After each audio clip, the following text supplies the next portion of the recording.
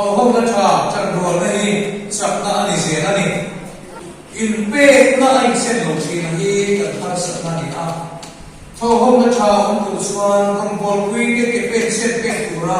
in pe về cái này cả in sân mà ti lui về cái cô hi tu cha mà ông pe lo chung chung ti cái cô hi tu cha ông chỉ là thu ru na sập này rồi thu nó ru na thâu sập ru na sập này rồi trong em lại của mà lòng mà na pháp tổ cả in mà na lòng bol xiang đi chút tiếng đi cái chiều cái cô bộ han tiếng xin làm chút các bạn trao trao là gì anh đi cùng là khai này à chút tiếng anh làm cái gì trao trao là xóa nghe này hình xóa cái gì cái bộ hình hình xóa chỉ năm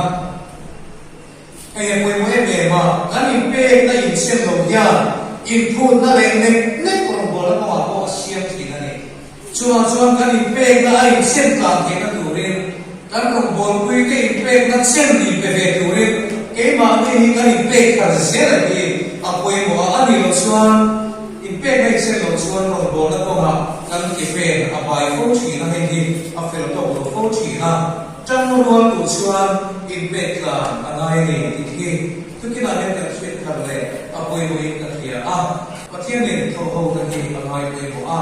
thâu hông na cha in sắp na ni ki với lại hiện tại sẽ có quê của anh anh thấy anh cũng rất là thâu hông đi anh đi xuống trong trại sản nó sẽ là gì thì sẽ là quê của anh